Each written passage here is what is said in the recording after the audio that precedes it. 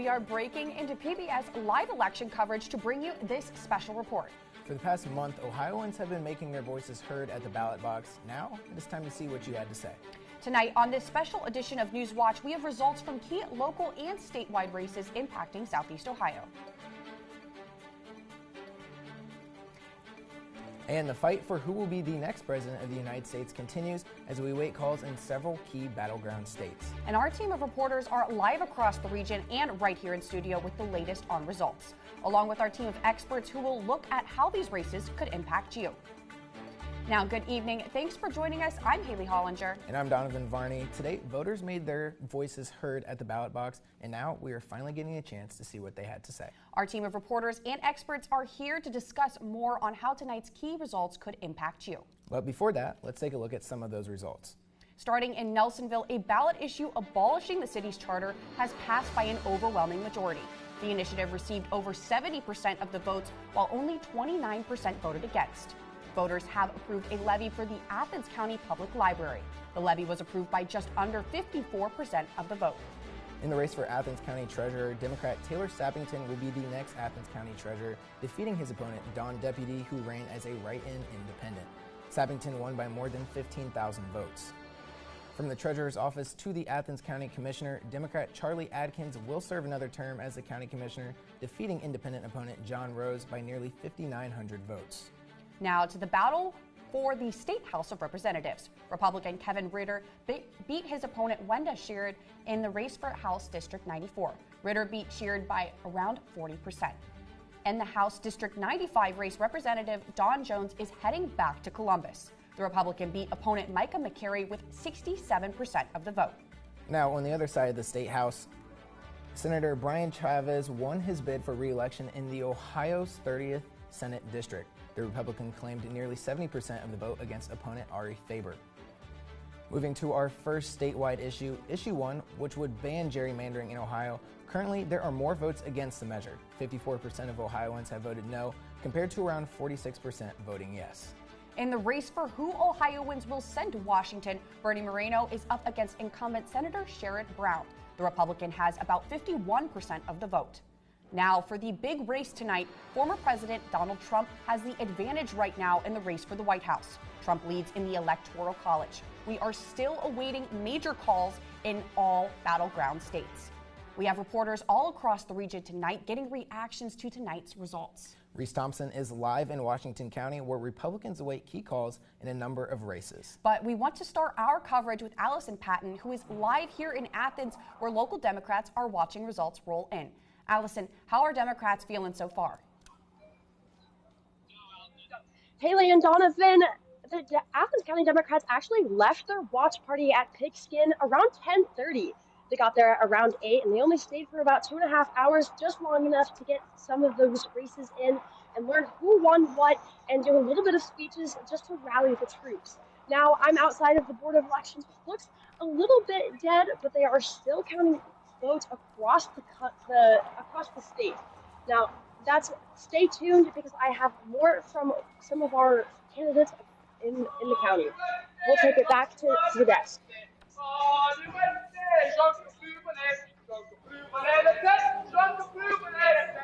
Actually, we're going to take it to the... Hey guys, I am here live at the Washington County Republican headquarters, where it's been a whirlwind of a night. First, they started off with finding out that all local level officials here in Marietta and in Washington County are voted in the Republican favor. And now we just recently found out that Bernie Moreno unseated Ohio Senator Sherrod Brown, and that gives a lot of voters here a lot of hope that hopefully that President Trump, this positivity could translate over to him, especially after seeing a lot of battleground states such as Pennsylvania leaning towards red as of now. And these are some unexpected results that some voters have said that this is not what they expected to see. Here's what he said. Yeah, well, thanks you two. We're going to check in with you again here soon. The people of Nelsonville passed an issue that will restructure the city's government. And joining us now to discuss Issue 23 is WOUB News Assignment Editor David Forrester. And David, thank you so much for joining us. You're welcome. David, we've been following this issue for a while now. What is it that people need to know now that Issue 23 is passed? So what Nelsonville voters have done tonight is abolished the city charter. And the city charter established the current form of government they have, in which the city is effectively run day to day by a city manager who's hired by the city council and can be fired by the city council.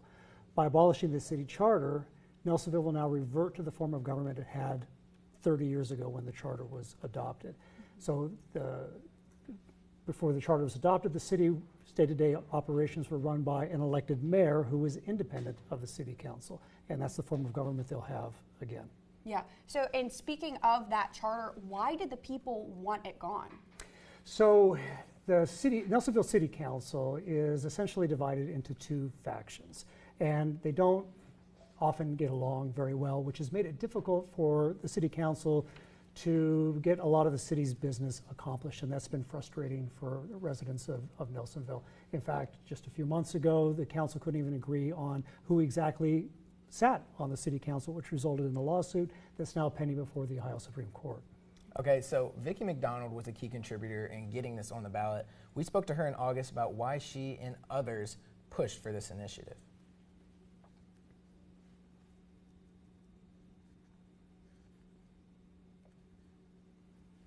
And basically, David, what she was saying in that moment. There's ordinances or different things that they vote on to do, and it doesn't go according to the charter. Now, this is just my own opinion.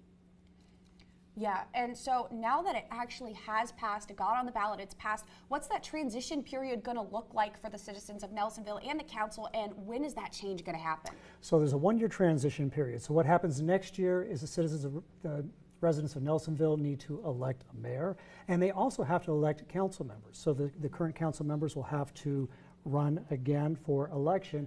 And what will be different now is the council members, the city will be divided into wards, and each council member will represent that ward and be elected by the residents who live in that ward.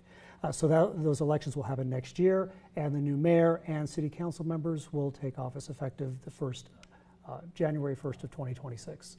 Okay, and I understand there were some issues getting this on the ballot. Can you tell me a little bit about that? Yeah, so the Nelsonville City Council fought against this ballot initiative being on the ballot.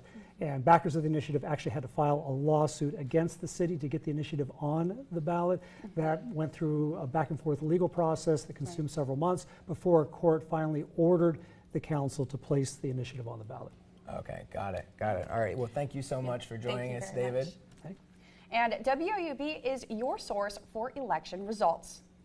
To get the latest on key races as well as profiles of candidates, head to our website, WOUB. Oh, okay.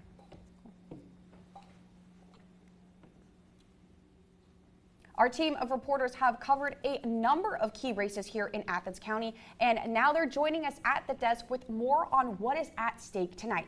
So Serenity Prophet is here with more on the race for Athens County Treasurer, while Rosie Wong and Ariel Teppert have the latest on the Athens County Public Library Levy and the Athens County Commissioner's race. So Rosie, I want to start with you. Athens residents passed this levy. What is the library system going to do with this money?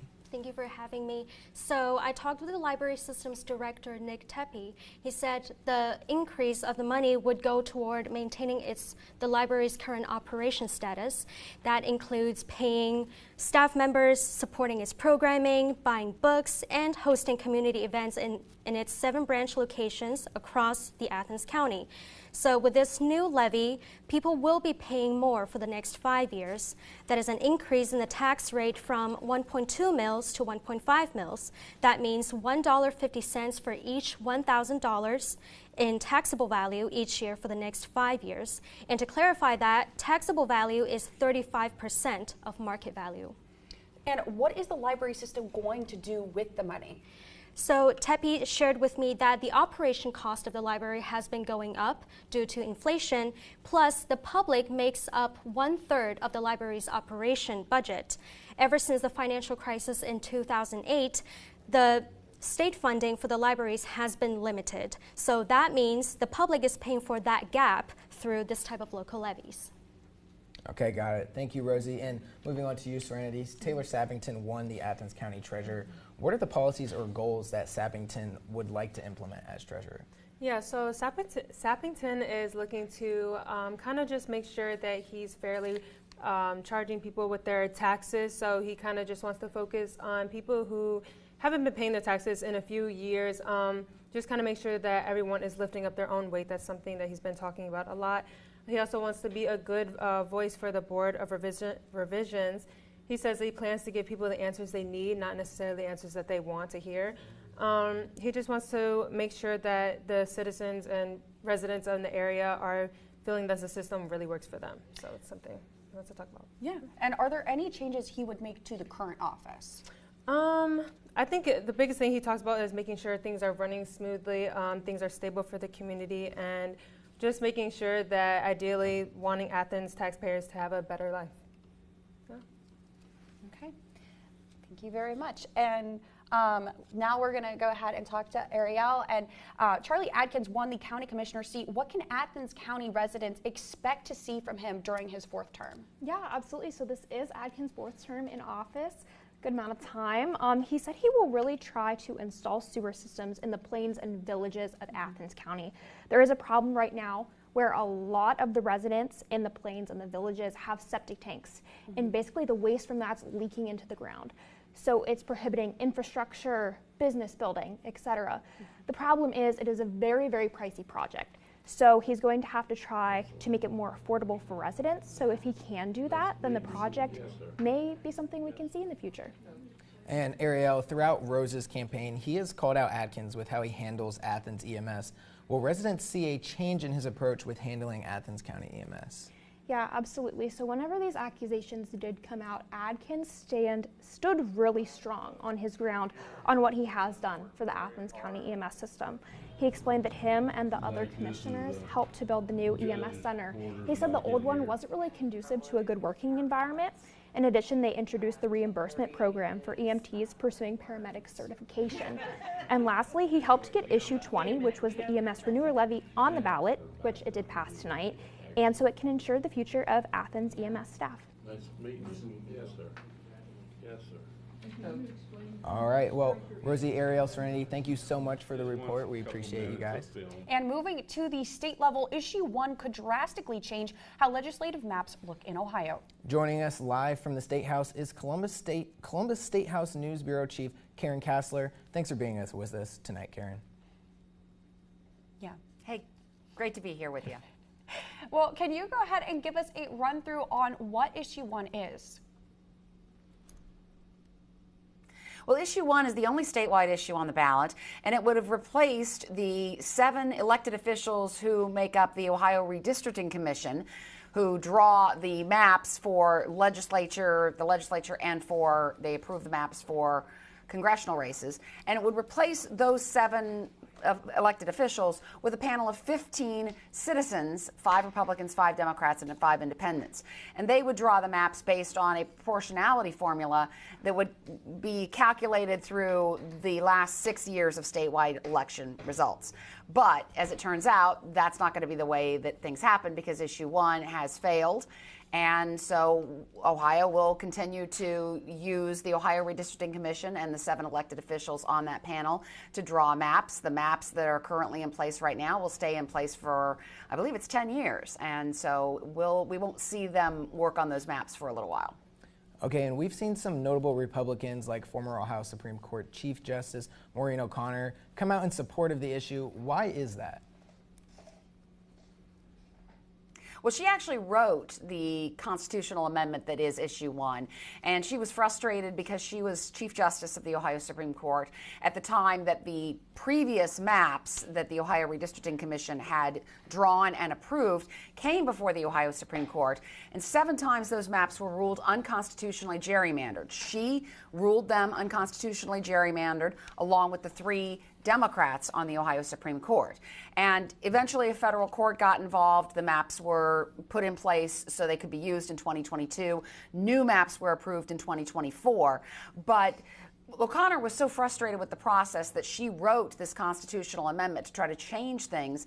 And she had even suggested to the people who ended up supporting Issue 1 that going back to the ballot and asking voters to change the process again would be a good idea. And voters have decided to reject that.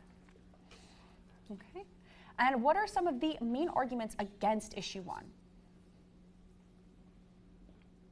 Well, all elected Republicans basically in Ohio were against Issue 1. Governor Mike DeWine, who had said that he wants to get with the state legislature to try to come up with another plan. The general consensus is that the current redistricting proposal with the Ohio Redistricting Commission is not working. Again, maps were repeatedly ruled unconstitutionally gerrymandered. Republicans have a supermajority in the House and the Senate, and there's a lot of frustration around that from people who don't believe that that is representative of how Ohio votes. And so DeWine has said that he wants to work with state lawmakers to come up with a new way of drawing the maps, a new commission, perhaps like the one in Iowa, but that remains to be seen. He said that, but state lawmakers, Republican state lawmakers especially, have not indicated that they want to make any major changes. So that's one thing we'll have to wait and see now that Issue 1 has failed. Thank you so much for joining us, Karen. Now, if you want more information about this year's general election, you can listen to WOUB's news podcast, The Outlet. There, you can hear more about the local races around the region and different issues on the ballot, as well as reactions on tonight's results. Now, we have a major call in the race for Ohio's U.S. Senate race. Bernie Moreno will be heading to Washington. The Republican defeated incumbent Senator Sherrod Brown by over 200,000 votes.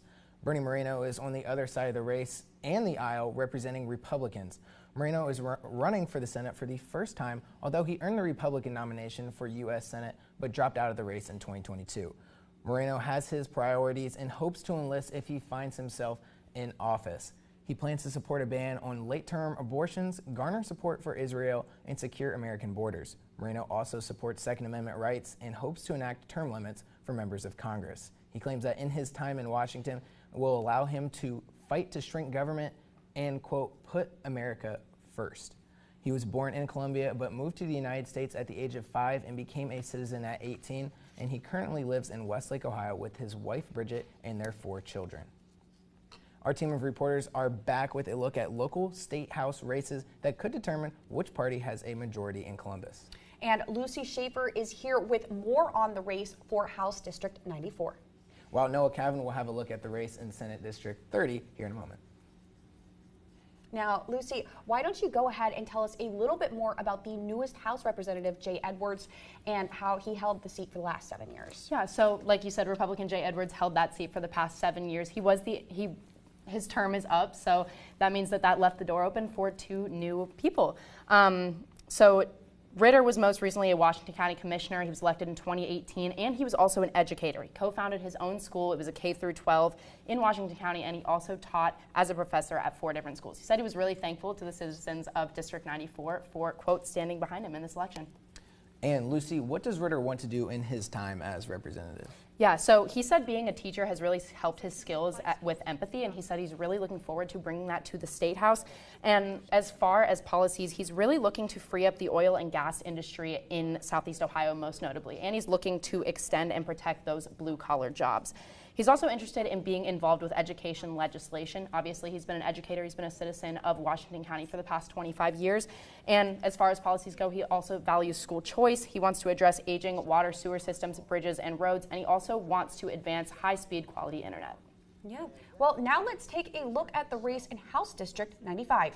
Don Jones has won a 3rd term in the Ohio House. This is the first election cycle that Athens is a part of the district represented by Republican candidate, and Jones has recently focused on helping the district overcome the drought impacting farmers. He plans to continue his agricultural work, providing children proper education, and implement well-paying jobs in the area.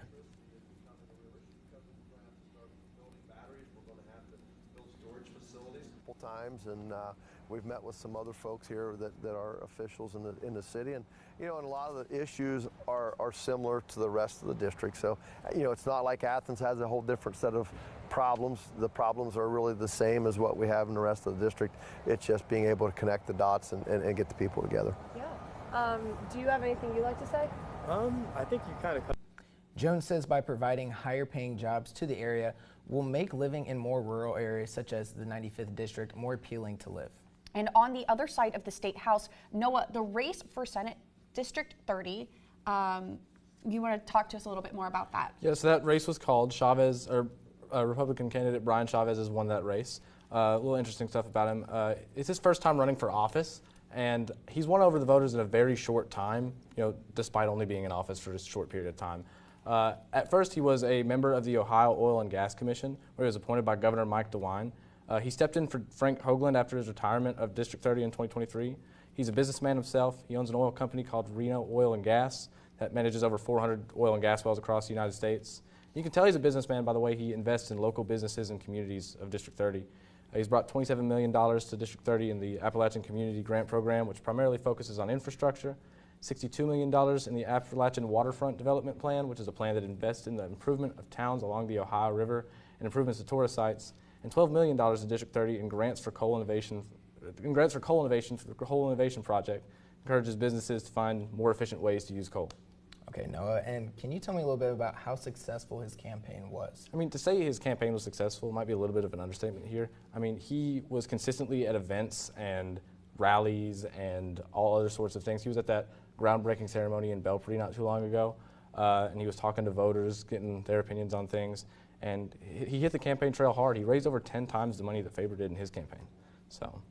Well, Noah, Lucy, thank you guys. There is still a number of major races still awaiting calls. For how Democrats are feeling, let's send it out to Allison Patton, who is live at the Athens Democrats Watch Party. Allison, how are the Democrats feeling tonight? Yeah, Haley and Donovan, the Democrats might have gone home a little bit early before our newscast, but they didn't leave without at least one win in Athens County. Charlie Atkins was reelected at his position as an Athens County Commissioner. Now, they did lose a seat with Wenda Sheard. She lost against Kevin Ritter, but she says she's still feeling good about the race. I think we had a good race. We raised issues. I want to congratulate my opponent. And it was a race that we raised the issues and people were listening. And I had a wonderful time meeting people all over the district. And she did get to congratulate her opponent, Kevin Ritter. Now, let's take it over to Reese, who has Ritter's side of this perspective.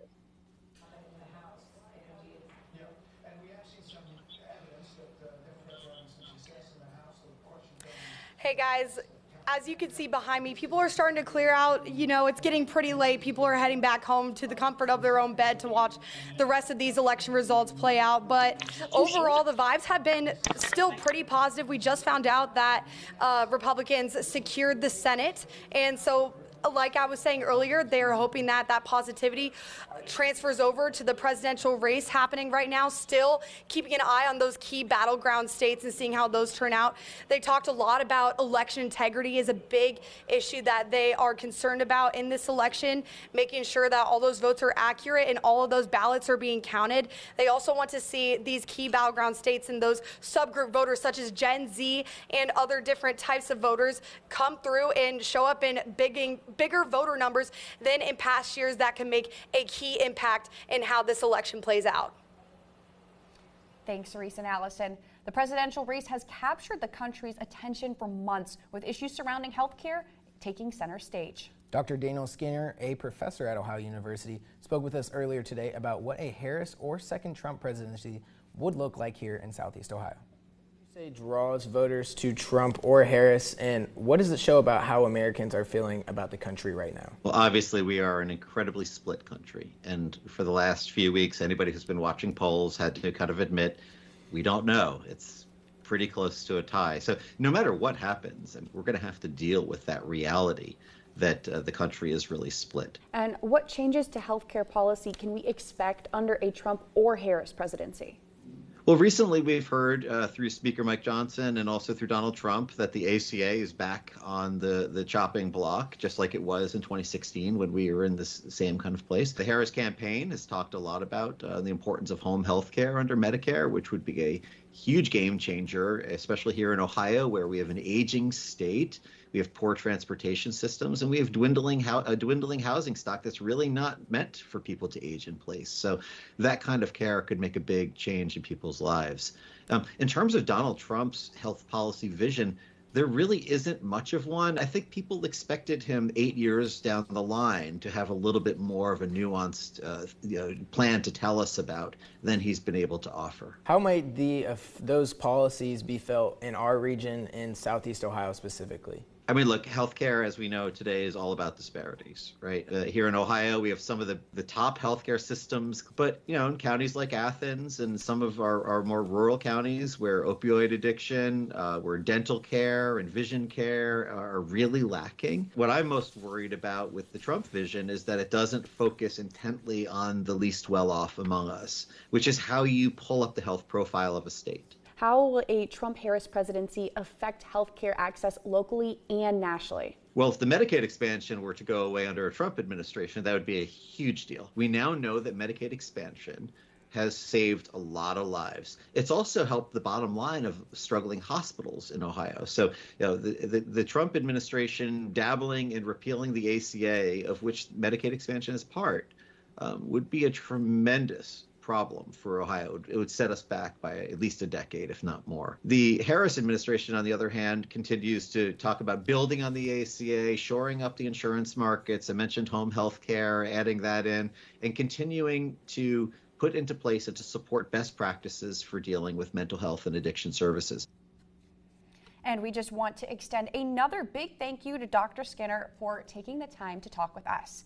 Now, WOUB News is working around the clock to keep you guys updated as results roll in. So make sure you follow us on Instagram and X for the latest on news across the region, and you can also subscribe to our YouTube channel. You never miss anything from WOUB on there as well. So, Haley? Yeah, so that does it for our special broadcast this evening. Thank you guys for watching. And tune into Newswatch tomorrow at 6:30 p.m. for a full list of election results across Southeast Ohio. Have a good evening. News races. We're going to continue our coverage here.